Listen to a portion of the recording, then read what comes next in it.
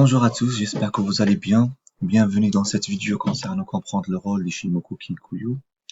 Donc il s'agit tout simplement d'une vidéo qui fait partie de ma formation que je voudrais partager avec vous ici sur YouTube. Mais c'est juste avant de commencer, je voudrais en fait attirer votre attention sur une chose très importante où vous devez faire attention parce qu'il s'agit d'une arnaque. On a quelqu'un qui a créé un canal Telegram qui s'appelle Ishimoku Zen Trading, qui a copié notre logo et qui vend les signaux. Et il invite les gens à faire un abonnement mensuel payant pour pouvoir obtenir les signaux, soi-disant c'est nous-mêmes qui le partagent, alors nous on fait pas ça. Donc faites attention. Et malheureusement, en fait, on se fait pirater avant de notre canal YouTube, chaîne YouTube. Et ici, en fait, pour l'accès à notre page Telegram, il a changé, il a mis le sien. Donc c'est pour ça que vous tombez sur sa chaîne Telegram. Maintenant, on a tout changé, tout est en sécurité pour l'instant. Quand vous appuyez ici, vous tombez directement en fait sur la Ishimel Family, notre propre canal. Voilà, dans lequel on a changé même le logo. On a essayé en fait de fermer le canal, le rendre restreint et en fait, dès que vous appuyez, nous on reçoit un lien d'invitation. En lien en fait, on reçoit un message. Parce que vous allez rentrer sur un lien d'invitation, on vous accepte sans aucun problème. Donc maintenant, vous pouvez juste accéder sur mon canal YouTube, sur ma chaîne YouTube, et vous pouvez en fait n'importe quelle vidéo retrouver en fait le vrai Telegram qui correspond à la Shizen Family. Voilà. Donc on va passer tout de suite à la vidéo, comprendre les rôles des lignes d'Ishimoku Kinkuyu.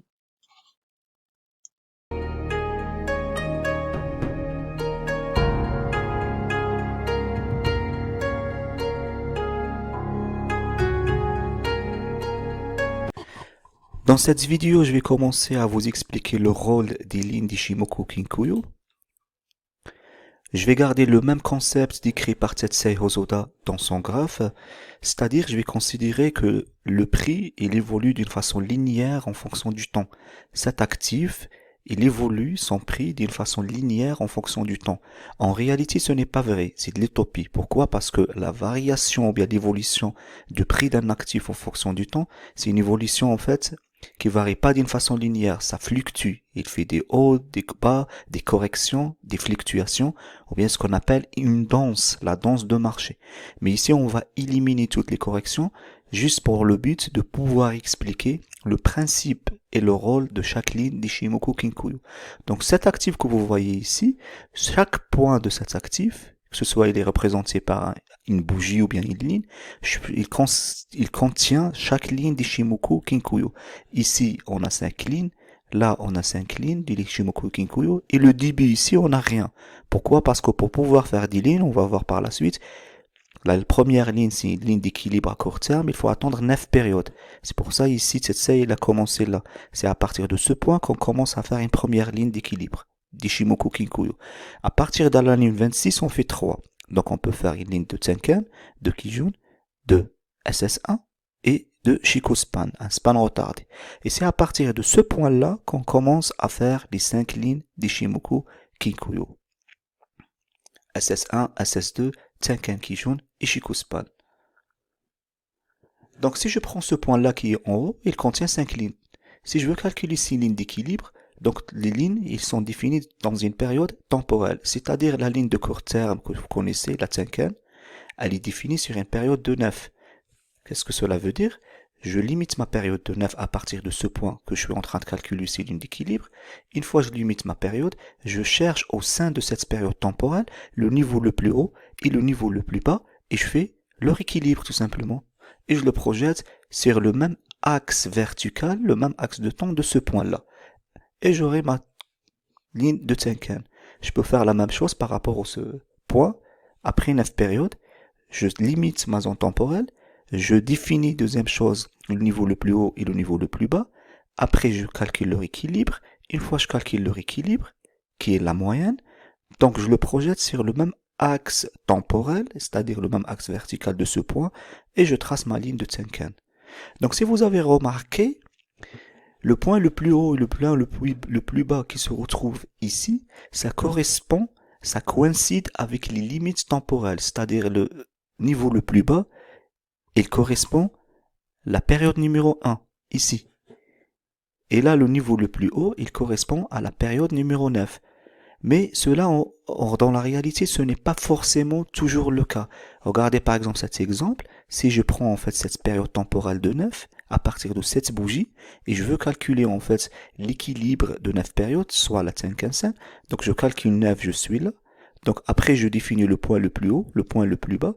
Je constate que le point le plus haut, il se retrouve à la bougie numéro 1, le point le plus bas sur une bougie numéro 3, et je calcule leur équilibre, je la projette ici, et je trace ma ligne de Tenkan-sen.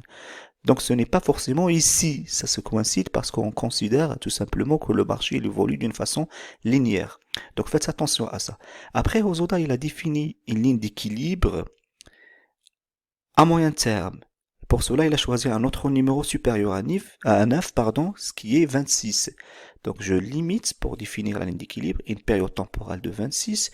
Dans cette période temporelle, je définis le point le plus haut et le point le plus bas et je calcule la moyenne entre ces deux niveaux.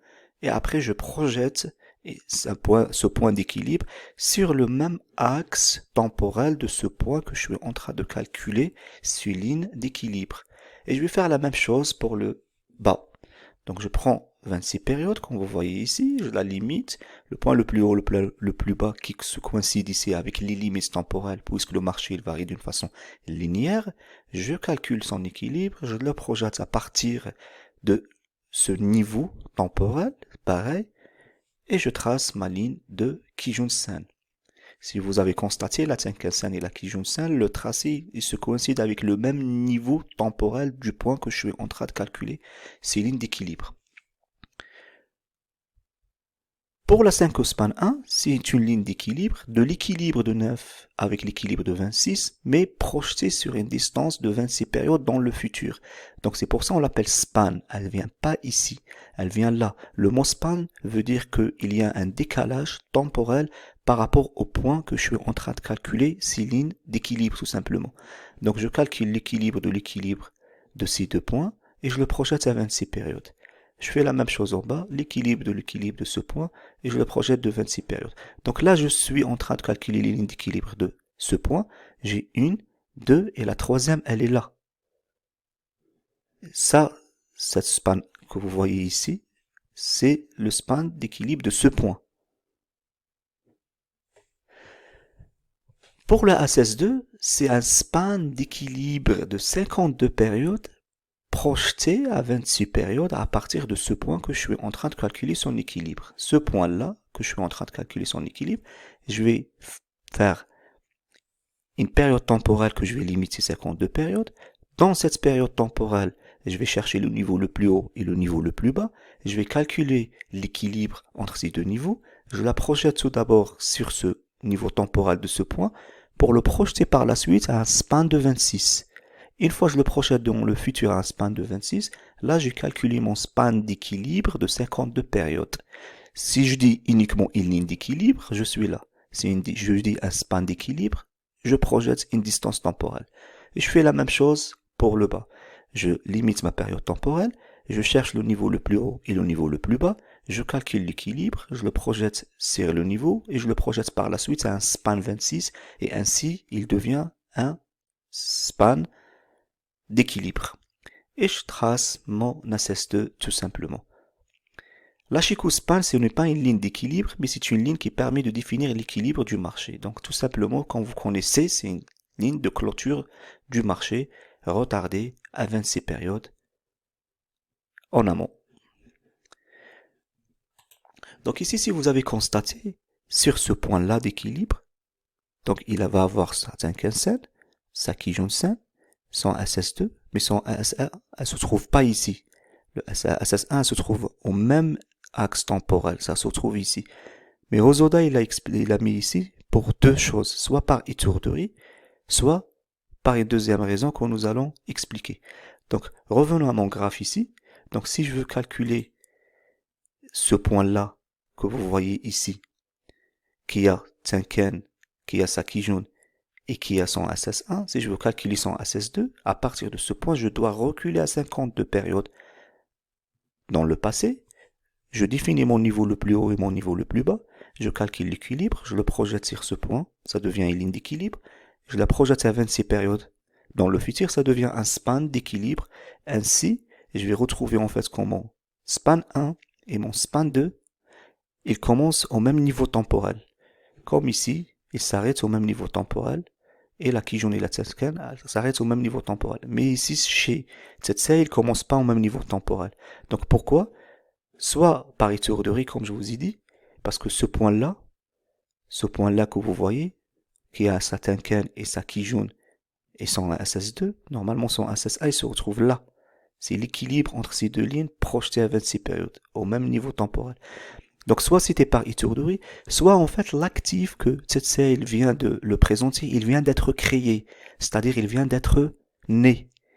Donc quand on a un actif, sa création elle commence là, il faut attendre toujours 9 périodes pour qu'on commence à avoir une Tenken, 26 périodes pour commencer à avoir Tenken, Kijun, SS1 et Shikuspan, et après il faut attendre 52 périodes pour qu'on commence à voir les 5 lignes d'Ishimoku Kinkuyu, tout simplement.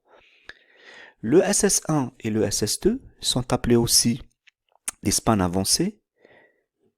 La Shikuspan, on l'appelle aussi span retardé. La Tenken-sen, c'est une ligne de conversion. La Kijun-sen, on l'appelle aussi une ligne de base, ce que nous allons voir tout ça par la suite.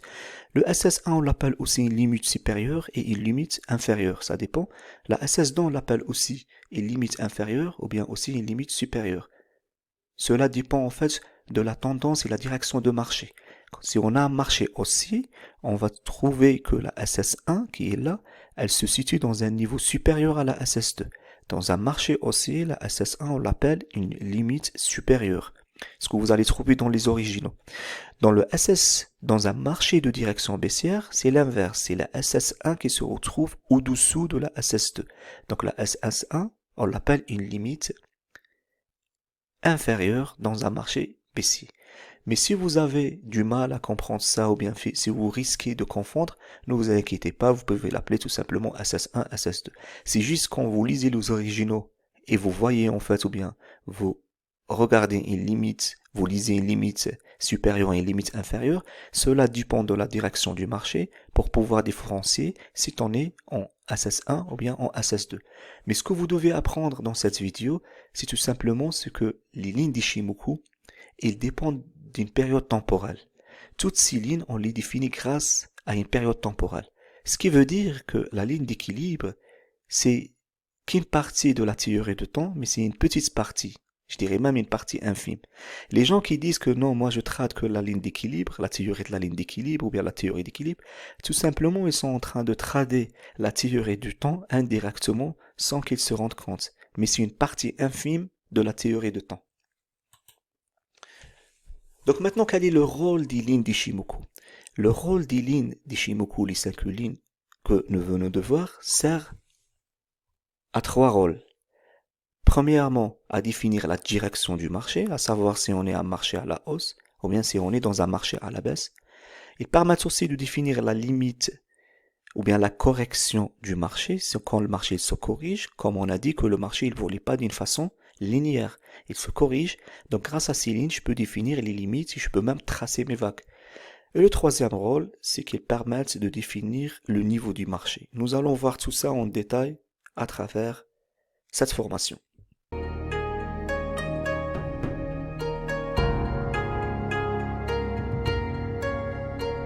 Le premier rôle des lignes de l'Ishimoku Kinkuyu, c'est de permettre de définir la direction du marché. Les gars, il n'y a que 2 directions. Soit le marché il est en direction haussière, soit il est en direction baissière. S'il n'est pas ni en direction haussière ni en direction baissière, cela veut dire tout simplement qu'il est en consolidation. Donc, comment définir si le marché il est à la hausse ou bien s'il est à la baisse grâce aux 5 lignes? Tout simplement par rapport aux ordres des lignes. C'est-à-dire, si j'ai le prix qui se retrouve au-dessus de la Tenkan, qu'elle-même se retrouve au-dessus de la Kijun, de SS1, du SS2, et j'ai aussi la Shikuspan qui se retrouve au-dessus du prix, je suis dans une tendance haussière. Pour une tendance à la baisse, c'est l'inverse. Si j'ai le prix qui se retrouve en dessous d'une ligne d'équilibre de 9 périodes, et elle-même, elle se retrouve en dessous des lignes d'équilibre de Kijun-sen et après le SS1 et le SS2, et j'ai aussi la Chikou-Span qui se retrouve en dessous du prix, cela je suis dans un marché baissier. Si je n'ai pas ces deux configurations, tout simplement je me retrouve dans le cas de consolidation. C'est-à-dire par exemple si j'ai le prix qui se retrouve dans 6 zones de résistance, c'est une consolidation. Si j'ouvre un graphe et je trouve que les lignes ne respectent pas cet ordre, tout simplement je suis en consolidation. Je suis en consolidation et les marchés sans direction. Donc ce que vous devez savoir les gars, deux choses. Il faut différencier un marché haussier d'un moment d'achat. Si le marché est haussier selon cette configuration, cela ne veut pas dire que je vais ouvrir une position d'achat tout de suite. Non. Je définis la direction du marché et après je regarde les patterns ou bien je valide un pattern pour acheter ou bien pour vendre selon la direction du marché. Mais il est strictement interdit de vendre si j'ai cette configuration, comme il est strictement interdit d'acheter dans cette configuration. Aussi, deuxième chose à savoir, c'est qu'un marché en consolidation, par exemple, je suis dans un marché haussier qui rentre par la suite en consolidation. Cela ne veut pas dire qu'il va partir par la suite à une tendance baissière. La consolidation, ce n'est pas un pan d'inversement de tendance. C'est-à-dire, je peux avoir un marché haussier qui rentre dans une consolidation pour partir par la suite à la hausse. Et vice versa. Comme je peux avoir aussi un marché haussier qui rentre dans un marché de consolidation pour après partir à la baisse, un renversement de tendance. Donc l'Ichimoku, c'est un outil qui permet de rattraper la tendance suite à la définition, ce qui va se faire dans ce marché de consolidation. C'est ça le plus important. Ce n'est pas une price action qu'on achète au niveau de plus haut ou bien qu'on vend au niveau le plus bas. Non, nous on attend pour vérifier est-ce que cette consolidation c'est une continuité de la tendance initiale ou bien c'est un renversement. Donc il y a des figures de renversement, il y a des figures de continuité et après ça va nous permettre de rattraper la tendance une fois on la valide. Ok? Donc maintenant supposons que vous allez un graphe, vous l'ouvrez et vous regardez et je vous demande de définir la tendance ou bien la direction du marché. Prenons ce graphe par exemple. Donc là, qu'est-ce que je fais? Tout simplement, grâce à la ligne de Shimoku, je peux savoir quelle direction mon marché se retrouve. Donc ici, j'ai un prix qui se retrouve au-dessus de la Tenkan, de la Kijun, la ligne en bleu, du SS1, du SS2. Je regarde aussi ma Chikou-Span qui se retrouve au-dessus du prix. Donc tout simplement, je peux constater la direction du marché et je peux dire que mon marché il est haussier. Donc après, première étape, c'est validé. Deuxième étape, je dois chercher des figures ou bien des configurations pour pouvoir acheter, que nous allons voir par la suite. Mais il est tout simplement strictement interdit de vendre par Ichimoku à une configuration comme ça. Donc soit je cherche un pattern pour acheter, soit je fais rien. La tendance, elle est haussière. Ici, on est dans quelle tendance? Quand vous voyez, ici, à ce moment-là, le marché se retrouve dans une consolidation. Pourquoi? Parce que je vois que les lignes de l'Ichimoku ne sont pas respectées. L'ordre des lignes. La Tenkan-sen qui est en rouge, elle se retrouve en dessous de la ligne de moyen terme de 26. Donc le 9, il est en dessous de 26, ce qui veut dire que le marché il est rentré dans une consolidation. Ici, j'ouvre un graphe comme ça et je regarde. Donc je suis dans quelle configuration? Je suis tout simplement dans une consolidation. Non seulement ici les lignes ne sont pas respectées, et aussi la Chikou, elle n'a pas en fait traversé les prix à la hausse. Donc c'est un marché qui s'évolue en consolidation. Ici, je suis dans une tendance baissière parce que la Chikou elle est au-dessus du prix, le prix Tenkan, Kijun, SS1 et SS2. Donc dans cette configuration, si j'ouvre un marché, un actif et je trouve cette configuration tout de suite, donc cela ne veut pas dire que tout de suite je dois cliquer pour vendre. Non, je dois soit regarder comment valider un pattern pour vendre, soit je fais rien. Mais il est strictement interdit d'acheter. Soit on rattrape la tendance une fois que je le définis, soit on fait rien. Ici aussi c'est une tendance baissière, puisque le prix il se retrouve au-dessus d'une ligne de correction de la période de 26, du SS1, SS2 et la Chikou-Span qui se retrouve en dessous du prix. Là, je suis dans une consolidation, ce qu'on appelle un range. Donc la Chikou, elle n'a pas traversé les prix à la baisse. Dans ce moment-là, les prix ils se retrouvent dans une zone de résistance. La zone de résistance, c'est cette zone qui se retrouve entre le SS1 et le SS2, mais aussi c'est une zone qui se retrouve entre chaque ligne. Ici, malgré qu'on va la faire ça, à ce moment-là, je suis en consolidation. Le marché s'est volé en consolidation. Ici, l'ordre des lignes n'est pas respecté, il n'y a aucune tendance, le marché il rentre dans une consolidation. J'ouvre un actif, je trouve cette configuration, je suis en consolidation. Là aussi, comme vous voyez, le prix, il est au-dessus de tout, c'est bien. La Chico, elle a traversé les prix, mais les lignes ne sont pas respectées, l'ordre des lignes. Donc c'est une consolidation. La même chose ici, c'est une consolidation. Regardez ici, j'ai le prix qui se retrouve au-dessus de la Tenkan, de la Kijun, du SS1, des SS2. Je suis dans une tendance haussière. Qu'est-ce que je fais? Soit j'achète, soit je fais rien. Moi ici j'ai acheté, mais selon certains patterns qui m'ont donné la main. Donc je cherche à acheter. J'ai acheté, mais en aucun cas je cherche à vendre en utilisant l'Ichimoku. C'est quoi ces patterns? Nous allons voir ça dans cette formation. J'ai même, si vous voyez, ici j'ai même laissé un ordre, ouvrir un ordre, je me suis dit si ça va se corriger, donc je vais encore ouvrir un ordre et j'ai mis mon stop loss juste au-dessous. Mais le marché il a continué à monter, donc j'ai cherché à acheter puisque la tendance elle est haussière. J'ai défini grâce au Nishiboku la tendance du marché, la direction, donc j'ai cherché un pattern pour acheter. Ok? C'est quoi ce pattern? Nous allons voir ça. Ne vous inquiétez pas pour l'instant. L'objectif c'est de comprendre le rôle des lignes de l'Ishimoku. Donc regardez là, le take profit a été touché et le marché, maintenant quelqu'un qui vient après moi ici mon take profit est touché, il peut quelqu'un venir après moi, il définit la tendance, la direction du marché qu'elle est haussière et il peut chercher un pattern soit pour acheter, soit pour rien faire. Mais il est strictement interdit de vendre dans une configuration comme ça. Regardez ici, regardez-moi ici, là sur cette bougie, on peut définir la tendance. On a le prix, Tenken, Kijun, SS1, SS2, donc je suis dans un marché haussier. Mais moi je suis rentré ici. Vous voyez cette bougie là? Cette bougie? Je suis rentré sur cette bougie dans lequel le marché, la tendance, j'ai défini la direction du marché haussière et je suis rentré. Mais après il s'est consolidé puisqu'il a cassé la ligne d'équilibre de 9. Est-ce que la consolidation veut dire que je dois sortir? Non, la consolidation n'est pas un pont qui va inverser la tendance. Nous allons voir ça par la suite. Est-ce que je peux anticiper dans une consolidation? C'est aussi un autre sujet que nous allons voir. Mais c'était juste pour vous dire, une fois que j'ai acheté, j'ai défini l'invalidation de mes points. Donc soit j'achète, soit je fais rien tout simplement. C'était le ZB. Et pour info, il y a 30 patterns qui ont été définis par Hosoda dans son tome numéro 4.